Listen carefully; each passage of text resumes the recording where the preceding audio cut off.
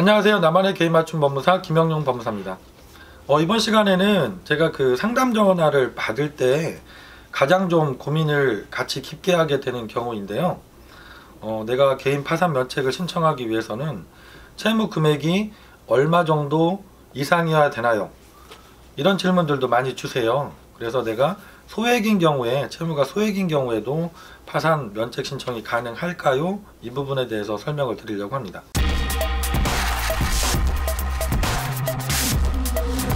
개인 파산이라는 것은 지급불능 상태라는 거죠.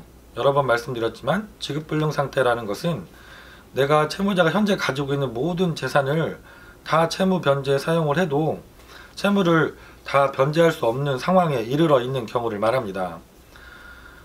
상담 전화 오시면 대부분의 분들은 다 이 상황에 이르러 계십니다. 재산이 대부분 없으신 상태에서 전화가 오시기 때문이죠. 하지만 좀 고민을 하게 되는 경우는 채무 금액도 지급불능 상태를 확인하는데 중요한 판단 기준이 될 수가 있습니다. 예를 들면 아직 내가 30대거나 40대 이렇게 젊은 분인데 채무가 1,000만원, 2,000만원 이렇게 소액이다. 그리고 내가 몸이 특별하게 불편한 곳이 있는 것은 아니어서 향후에도 일정 정도의 경제활동은 가능하고 거기에 따라서 수입도 발생할 여지가 충분히 있다 라고 한다면 사실은 이게 지급불능 상태인지 판단을 못 받으실 수도 있거든요. 만약에 지급불능 상태가 아니라고 판단이 된다면 개인 파산 선고를 받지 못하고 기각이 되시고 법원에서는 개인 파산이 아니라 개인 회생 절차를 통해서 일정 금액의 변제금을 법원에 납부를 하고 갱생을 하는 절차로 진행해달라고 유도를 하실 수도 있습니다. 반면에 내가 채무가 1,000만원도 안되고 몇백만원 수준이에요.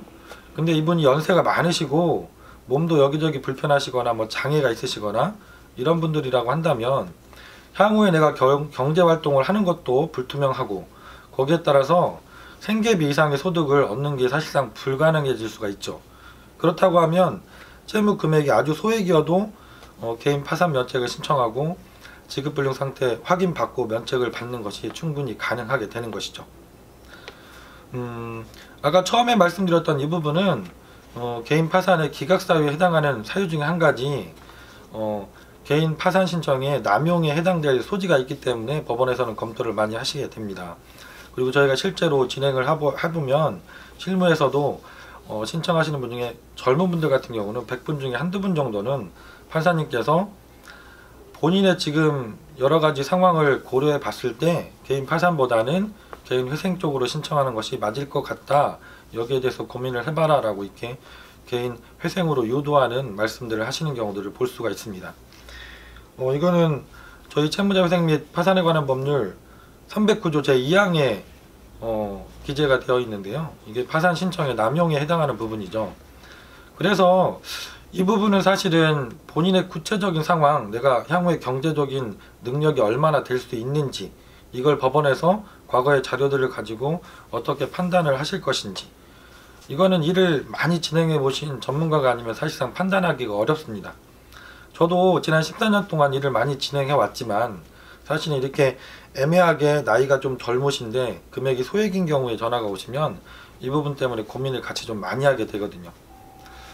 오늘은 제가 그 채무 금액이 소액인 경우에도 파산 면책으로 신청이 가능한지 이 부분을 설명을 드렸는데요.